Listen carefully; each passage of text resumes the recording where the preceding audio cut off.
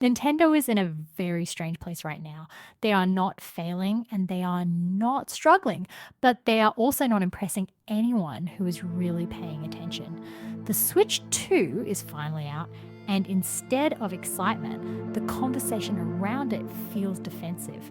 People are not celebrating the console, they are explaining it, explaining why the sales are fine, explaining why the price makes sense, explaining why we should be patient and wait for better games later.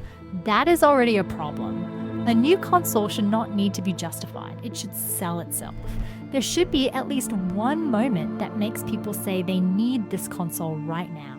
With the Switch 2, that moment does not exist. There is no killer launch title. There is no defining experience. What we got instead is a slightly upgraded Switch with a higher price, and the expectation that fans will create the hype on Nintendo's behalf. And that is exactly what is happening. Nintendo has reached a point where they no longer feel pressure to compete. They do not need to explain missing features. They do not need to justify price increases. They do not need to launch strong because they already know people will buy in based on the name alone.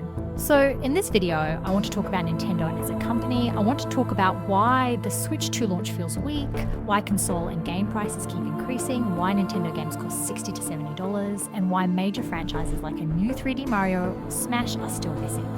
Nintendo is not in danger. Nintendo is comfortable. And that is exactly why this matters. Nintendo's biggest problem right now is not hardware. It is not competition. It is comfort. Nintendo has reached a level where they no longer need to earn goodwill. They already have it. Decades of nostalgia, iconic characters, and brand loyalty have created a shield that protects them from criticism in a way no other gaming company gets. If Sony raises prices, people complain. If Microsoft has a weak launch, people criticize it. When Nintendo does the same thing, the response is usually excuses. People say Nintendo is different. People say Nintendo is for families. People say Nintendo does not need to compete. And Nintendo has learned that as long as fans keep repeating those lines, they do not have to improve. This is a company that regularly sells old games at full price. A company that re-releases ports with minimal changes and treats them like premium products. A company that locks basic features behind subscriptions while delivering weaker online services than everyone else. And yet it is always defended. Nintendo knows exactly what it is doing. They know their audience will accept lower performance, outdated systems, and higher prices as long as the characters are familiar. Mario, Zelda, Pokémon, and Smash are not just games anymore, they are leverage. Nintendo does not need to innovate quickly because they do not feel pressure to. They do not need to communicate clearly because fans will translate the silence for them. They do not need to overdeliver because expectations have already been lowered. This is not confidence, this is complacency. Nintendo is no longer trying to convince people they are the best option. They are betting that people will not leave no matter what they do, and so far, that bet has been paying off. The Switch 2 is the clearest example of how comfortable Nintendo has become. This should have been a major moment for the company. A new generation is supposed to feel like a reset, a statement, something that clearly tells people why this console exists. Instead, the Switch 2 feels like an apology tour. The conversation around this console is not about excitement or innovation. It is about defending sales numbers, lowering expectations, and telling people to wait. Wait for updates, wait for games, wait for Nintendo to eventually justify the purchase. That is not how successful console launches work. The original Switch launched with Breath of the Wild, a game so strong that it carried the entire system on its back. Even people who did not care about Nintendo paid attention because there was a clear reason to buy in. The Switch 2 does not have that. There is no game that defines this console. There is no experience that feels exclusive, ambitious, or necessary. What Nintendo delivered instead is a slightly improved version of the same system, marketed as a new generation without doing the work to make it feel like one. This does not feel like a leap forward, it feels like a revision.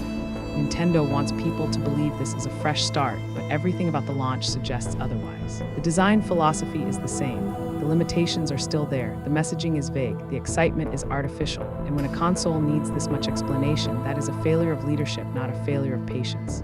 Nintendo had the advantage of momentum. The original Switch was one of the most successful consoles of all time. That momentum should have carried into something bold and confident. Instead, the Switch 2 launched. Quietly, cautiously, and without a clear identity. That is not confidence, that is hesitation. And hesitation is not something you expect from a company that claims to be leading the industry. Quietly, cautiously, and without a clear identity. That is not confidence, that is hesitation. And hesitation is not something you expect from a company that claims to be leading the industry. There are no meaningful discounts, no real sales. Older games are resold again and again with minimal changes and no hesitation. A port from years ago is still treated like a premium release, and somehow this is accepted. Nintendo has created a market where nostalgia justifies the price regardless of effort. Mario costs more because it is Mario. Zelda costs more because it is Zelda, not because the product itself demands it. This would not work for any other company. If Sony or Microsoft tried to sell technically outdated games at premium prices with limited features, they would be criticized immediately. Nintendo does it, and it is called tradition. That is not tradition, that is exploitation. Nintendo is charging next-generation prices while delivering last-generation experiences and trusting that brand loyalty will close the gap. So when people ask why criticism exists, this is why higher prices require higher standards, and Nintendo is not meeting them. At this point, the problem with Nintendo should be clear. It is not the Switch 2 by itself, it is not the pricing by itself, and it is not the lack of major games by itself. The real problem is that Nintendo does not feel pressure to change. Nintendo exists in a space where expectations are lower, criticism is softer, and accountability is optional. They are allowed to underdeliver because the brand is strong enough to absorb it. And that environment did not appear by accident. Nintendo fans have been trained to defend the company instead of demanding better from it. Any criticism is dismissed as negativity. Any comparison to competitors is waved away with excuses about Nintendo being different. Different has become a shield. As long as fans keep lowering standards, Nintendo has no incentive to raise them.